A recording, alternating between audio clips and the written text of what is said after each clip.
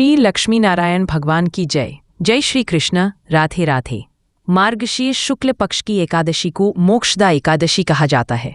इस तिथि को मुक्ति प्रदान करने वाला दिन भी माना जाता है। मान्यता है कि इसी एकादशी के दिन भगवान श्री कृष्ण ने अर्जुन को गीता का उपदेश दिया था। ऐसी मान्यताएं हैं कि इस पावन अवसर पर पूजा, उपवास और दान से व्यक्ति मोक्ष को प्राप्त कर सकता है। इस दिन किया गया दान कई गुना फल देता है। आइए जानते हैं मोक्षदा एकादशी की कथा। प्राचीन काल में वैखासन नामक महान राजा का राज हुआ करता था। वह एक धर्मनिष्ठ एवं न्यायप्रिय राजा थे, जिन्होंने अपना जीवन अपनी प्रजा की सेवा के लिए समर्पित कर दिया था। एक दिन की बात है, राजा जब रात में सो रहे थे तो उन्होंने सपने में अपने पिताजी को नरक की यातना झेलते हुए देखा। यह देखकर वह अत्यंत विचलित हो उठे। अगले दिन सुबह उठकर उन्होंने अपने महल में सभी ब्राह्मणों को बुलाया और अपने दुस्वप्न के बारे में बताते हुए अपनी व्यथा का वर्णन किया। इसके पश्चात राजा ने ब्राह्मणों से कहा कि अपने पिता को इस प्रकार नरक की यातना सहते हुए देखकर मेरा मन विचलित हो गया है। एक पुत्र का दायित्व पूरा करते हुए मैं उन्हें इस अवस्था से मुक्ति दिलाना चाहता हूँ। आप सभी तो परम ज्ञानी हैं, कृपया कर मेरा मार्गदर्शन करें। राजा की प्रार्थना सुनकर ब्राह्मणों ने उन्हें बताया कि हे राजन, हम आपकी अवस्था को समझ सकते हैं। इस परेशानी से निकलने का मार्ग आपको पर्वत मुनि दिखा सकते हैं, क्योंकि वह त्रिकालदर्शी हैं। वह पर्वतों से घिरे जंगल में तपस्या कर रहे हैं। आप उनकी शरण में जाएं। ब्राह्मणों का सुझाव मानकर राजा जंगल में पर्वत मुनि से भेंट करने के लिए निकल पड़ते हैं। आश्रम पहुंचकर राजा वैखासन पर्वत मुनि को दंडवत प्रणाम करते हैं। ऋषि मुनि उन्हें आशीर्वाद देते हुए उनके आने का कारण पूछते हैं। इस प्रश्न के उत्तर में राजा पर्वत मुनि को अपनी व्यथा के बारे में बताते हुए कहते हैं कि हे ऋषिवर, मैंने स्वप्न में अपने पिताजी को नरक की यातनाएं भोगते हुए देखा।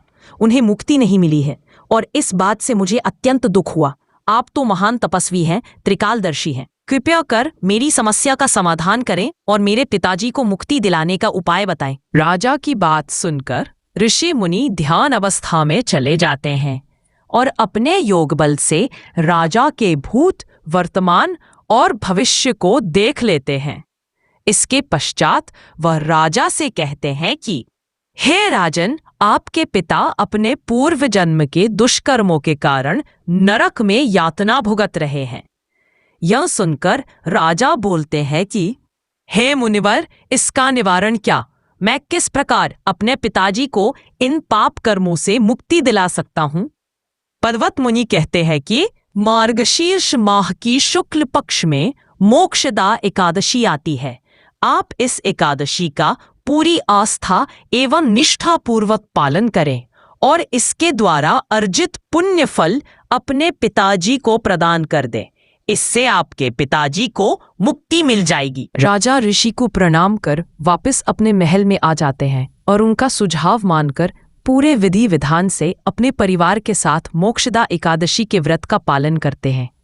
उससे अर्जित किया गया पुण्य फल वह जैसे ही अपने पिता को अर्पित करते हैं, उन्हें मोक्ष की प्राप्ति होती है और स्वर्गलोक जाते हुए वह राजा के सपने में आते हैं और उन्हें आशीर्वाद देते हुए कहते हैं कि पुत्र, तुमने मुझे मुक्ति दिलाई है।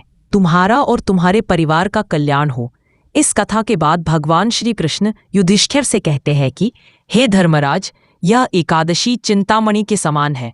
जो व्यक्ति इसका नियम व श्रद्धापूर्वक पालन करता है, उसके पितरों का उद्धार होता है और उस व्यक्ति को आध्यात्मिक लोक की प्राप्ति होती है। यह थी मोक्षदा एकादशी की पावन व्रत कथा। इसको सुनने मात्र से ही व्यक्ति को पुण्य फल की प्राप्ति होती है। बोलिए श्री लक्ष्मी नारायण भगवान की जय।